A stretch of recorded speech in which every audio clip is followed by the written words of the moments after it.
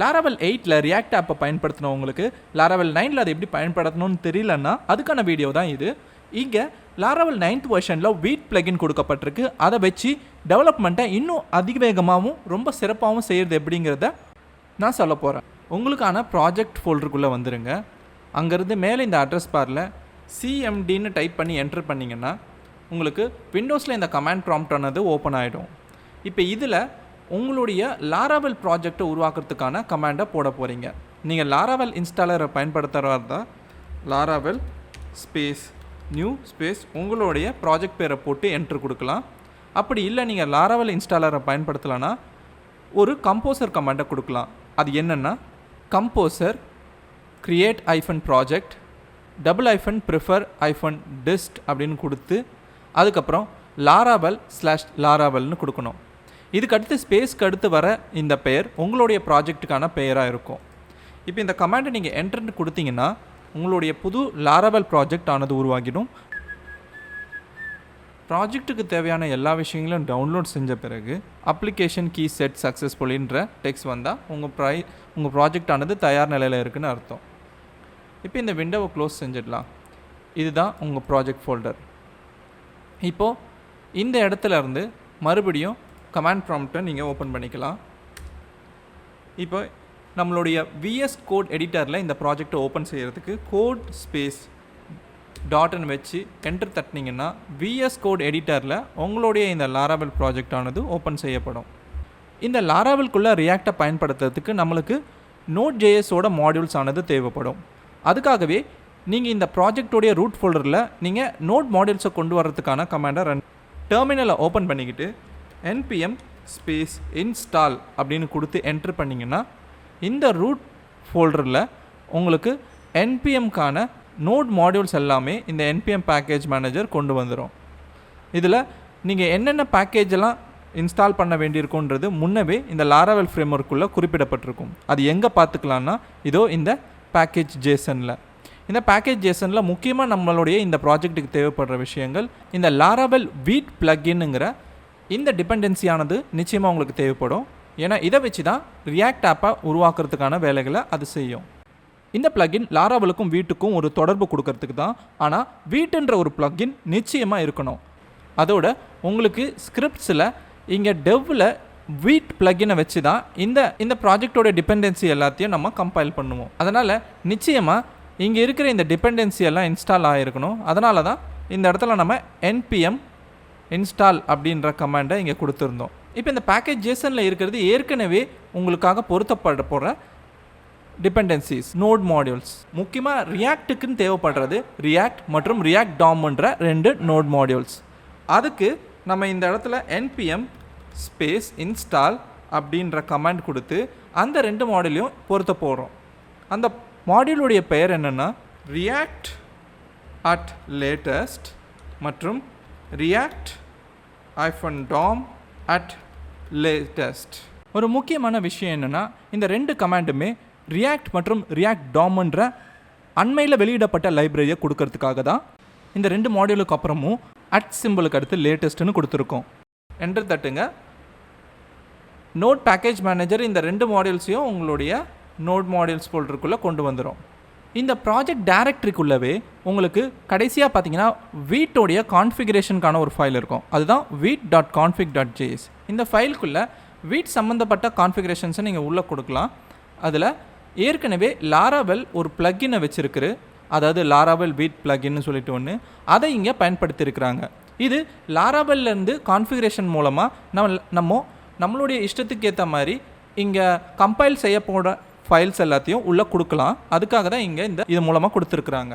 இப்போ இந்த Laravel plugin மூலமாக இந்த ரிசோர்ஸ் ஃபோல்டருக்குள்ளே இருக்கிற இந்த ஃபைலை நம்ம பில்டு பண்ணும் போது இந்த plugin ஆனது எடுத்து கொடுக்கும்.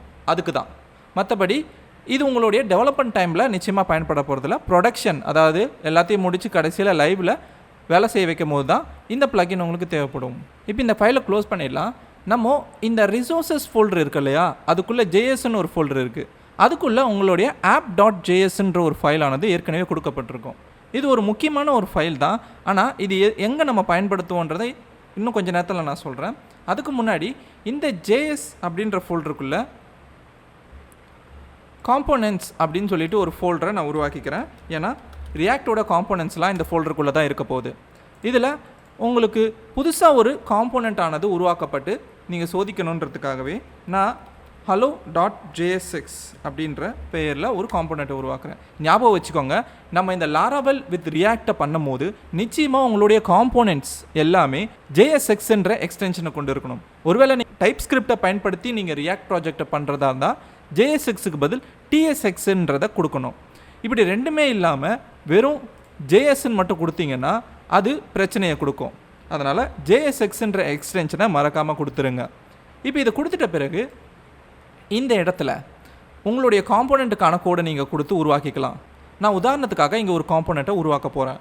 அதாவது எக்ஸ்போர்ட் டிஃபால்ட் ஃபங்க்ஷன் ஹலோ அப்படின்ற பெயரில் ஒரு காம்போனண்ட், ஃபங்க்ஷனல் காம்போனண்ட். இந்த ஃபங்க்ஷனல் காம்போனண்ட்டுக்குள்ளே நான் ரிட்டர்ன் பண்ண போகிறது ஒரு டெம்ப்ளேட், JSX டெம்ப்ளேட். அது H1 ஹெட்டிங், அதில்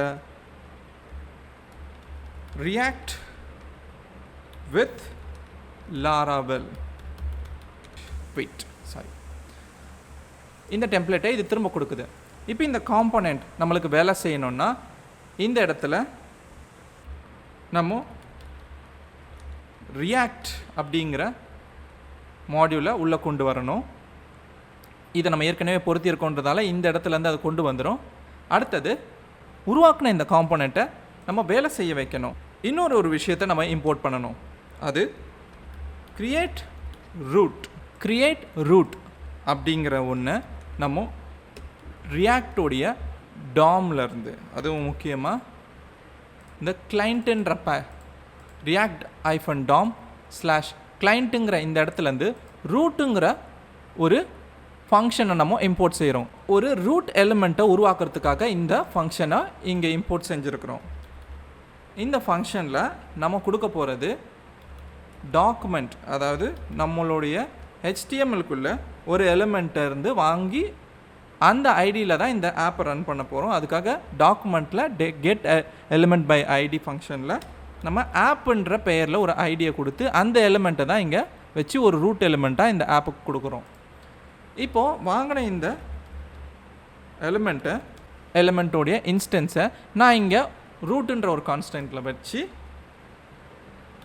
இந்த ரூட் இன்ஸ்டன்ஸில் இருந்து கிடைக்கக்கூடிய ரெண்டர்ன்ற ஒரு மெத்தட், அதில் நான் இப்போது மேலே இருக்கிற இந்த ஹலோ அப்படின்ற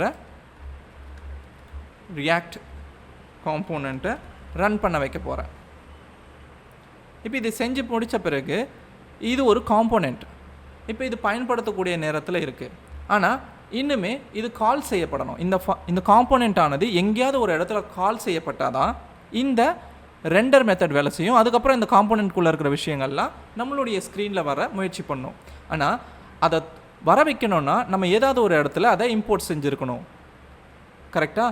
அதுக்கு தான் இந்த app.js, அதாவது இந்த JS ஃபோல்டருக்குள்ளே இருக்கிற app.js ஃபைல் இருக்குது.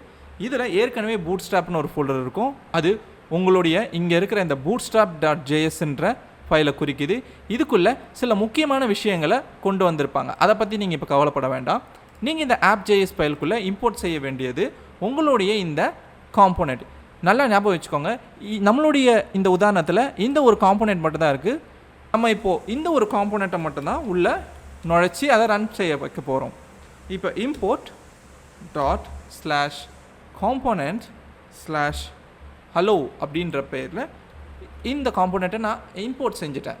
இப்போ இந்த காம்போனண்ட் ஆனது இந்த app.js ஃபைலுக்குள்ளே இம்போர்ட் செய்யப்பட்டுடுச்சு. ஆச்சரியமான ஒரு விஷயம், ரொம்ப பயனுள்ள ஒரு விஷயந்தான் இப்போ நான் சொல்ல போகிறது. நீங்கள் Vite பிளக்கினை பயன்படுத்தி பண்ணுறதால நீங்கள் பண்ண வேண்டியது ரொம்பவே சுலபமான ஒரு விஷயம். npm run dev. இப்போ உங்களுடைய இந்த Viteோடைய டெவலப்மெண்ட் சர்வரானது ஸ்டார்ட் செய்யப்பட்டுடுச்சு. இது ஸ்டார்ட் ஆகிடுச்சு ஒழிய இதனால் என்ன பயன் நீங்கள் கேட்கலாம். அதை இனிமேல் தான் உங்களுக்கு நான் செய்ய போகிறேன். முதல்ல இந்த டெவலப்மெண்ட் சர்வரை ஸ்டார்ட் பண்ணிக்கோங்க. இப்போ இதை ஸ்டார்ட் பண்ணி முடித்த பிறகு நீங்கள் அடுத்தது உங்களுடைய காம்போனண்ட் தெரியறதுக்காக நீங்கள் இந்த இடத்துல ஒரு எலிமெண்ட்டை இங்கே ரூட் எலிமெண்ட்டாக வச்சுருக்கிறீங்க. ஆக இந்த எலிமெண்ட் எங்கே இருக்கணும் அப்படின்னா ஏதாவது ஒரு இடத்துல நம்ம வச்சுருக்கணும். உதாரணத்துக்கு இந்த வெல்கம் பிளேடு எடுத்துக்கோங்க. உங்களுடைய எல்லா புது லாராவெல் ப்ராஜெக்ட்லையும் இந்த பிளேடு ஃபைல் இருக்கும். இதுக்குள்ளே இருக்கிற எல்லா கோடையும் நான் எடுத்துகிட்டு வெறும் அடிப்படை HTML கோடு மட்டும் உள்ளே வச்சுருக்கிறேன். ஹெட்டு மற்றும் பாடி. இப்போ இந்த பாடிக்குள்ளே டிவ்னு சொல்லிட்டு ஒன்று வச்சுருக்கிறேன். அதோடைய ஐடி ஆப். ஆப்புன்ற ஐடி கொண்ட இந்த டிவ்வுக்குள்ளே தான் நம்மளுடைய இந்த காம்போனெண்ட் ஆனது இப்போது ரெண்டர் ஆக போகுது. ஆனால் அதுக்கு முன்னாடி இப்போ இந்த app.js ஃபைல் ஆனது இந்த இடத்துக்கு கொண்டு வரப்படணும். ஆனால் அதை நீங்கள் நேரடியாக கொண்டு வந்தீங்கன்னா நீங்கள் ஒவ்வொரு வாட்டியும் ஏதாவது ஒரு மாடிஃபிகேஷன், அதாவது மாற்றங்களை செய்யும் போது பேஜை ரிஃப்ரெஷ் பண்ணி தான் பார்க்க வேண்டியதாக இருக்கும். இதுவே நீங்கள் வீட் பிளகின் மூலமாக உள்ளே கொண்டு வந்தீங்கன்னா உங்களுக்கு நிறைய விஷயங்கள் சுலபமாக முடிய வாய்ப்பு இருக்குது. அதுக்காக இந்த இடத்துல வீட் டைரக்டிவை பயன்படுத்திக்கிறோம். அந்த வீட் டைரக்டிவில் பேரந்தசிஸ்குள்ளே நீங்கள் உள்ளே கொண்டு வர போகிற ஃபைல்ஸ் எல்லாத்தையும் உள்ளே கொடுக்க போகிறீங்க. அதில் நம்ம என்ன கொடுக்க போகிறோன்னா நம்மளுடைய இந்த ரிசோர்ஸஸ் ஃபோல்டரில் ஜேஎஸ் ஃபோல்டரில் app.jsன்னு சொல்லிட்டு ஒரு ஃபைல் இருக்குது. அதை உள்ளே கொண்டு வர போகிறோன்னு சொல்கிறோம். கூடவே நீங்கள் வெறும் ஜேஎஸ் ஃபைலை மட்டும் பயன்படுத்துகிறதா இருந்தால் இந்த ஒரு என்ட்ரி பாயிண்ட்டை கொடுத்துக்கலாம். அல்லது நீங்கள் இந்த இடத்துலையே சிஎஸ்எஸ் ஃபைலையும் பயன்படுத்த போகிறீங்கன்னு வச்சுக்கோங்க. சிஎஸ்எஸ்க்கான என்ட்ரி பாயிண்ட்டையும் நீங்கள் கொடுக்கலாம் இங்கே இந்த மாதிரி. இப்போ இது ரெண்டுத்தையும் கொடுத்துட்ட பிறகு உங்களுடைய app.jsக்குள்ளே இருக்கிற காம்போனெண்ட் எல்லாம் ஏற்கனவே கம்பைல் செய்யப்பட்டிருக்கும். இப்போ இந்த app.js நீங்கள் நினைப்பீங்க இங்கே இருக்கிற அதே ஃபைல் தான் இங்கே கொண்டு வருதுன்னு. கிடையாது. இப்போ நம்ம இந்த ப்ராஜெக்டை ரன் பண்ணி பார்க்கும்போது தான் உங்களுக்கு தெரிய வரப்போகுது. காம்போனெண்ட் வேலை செய்கிறதுக்கான முக்கியமான ஃபைலை டைனமிக்காக கொண்டு வந்துக்கிட்டு இருக்கோம். அதுக்காக தான். ஆனால் உங்கள் ப்ராஜெக்ட் லாராவெல் ப்ராஜெக்டோடைய சர்வரை நீங்கள் ரன் பண்ணணுன்னா அதுக்கு இன்னொரு கமாண்ட் இருக்குது. PHP artisan serve அப்படின்னு இந்த கமாண்ட் என்டர் பண்ணால் உங்களுடைய லாராவெலோட டெவலப்மெண்ட் சர்வர் ஸ்டார்ட் ஆகிடும். ஞாபகம் வச்சுக்கோங்க, இந்த டெவலப்மெண்ட் சர்வரும் இருக்கணும். அதே நேரத்தில் இந்த டெவலப்மெண்ட் சர்வரும் ரன் ஆனால் தான் உங்களுடைய ரியாக்ட் ஆப் ஆனது இங்கே வேலை செய்யும். இப்போ 2 சர்வரும் ரன் ஆகும்போது ஒரு புது விண்டோவில் நம்மளுடைய இந்த டெவலப்மெண்ட் சர்வருக்கான URL ஓப்பன் பண்ண உடனே இங்கே பாருங்கள் ரியாக்ட் வித் லாராவெல் வீட் அப்படின்னு சொல்லிட்டு உங்களுக்கு இந்த டெவலப்மெண்ட் சர்வரானது லாராவெல் ஆப்புக்கான ஒரு ஹெட்டிங்கை கொண்டு வந்திருக்கு. நீங்கள் இன்ஸ்பெக்ட் பண்ணி பார்க்கலாம். உங்களுடைய இந்த ஆப்புன்ற ஐடி கொண்ட இடத்துல தான் இந்த காம்போனெண்ட்டோடைய அவுட்புட் வந்திருக்கு. அப்போ உங்களுடைய காம்போனெண்ட் ஆனது வேலை செய்யுது அப்படின்னு அர்த்தம். அதோட நீங்கள் இந்த ஹெட் டேக்கை ஓப்பன் பண்ணி பார்த்தீங்கன்னா இங்கே நீங்கள் இந்த இடத்துல வீட் டைரக்டிவை பயன்படுத்துனீங்க இல்லையா, அதுக்கு இந்த இடத்துல அந்த டைரக்டிவ் என்னென்ன ஃபைலெல்லாம் கொண்டு வந்திருக்குன்னு பாருங்கள்.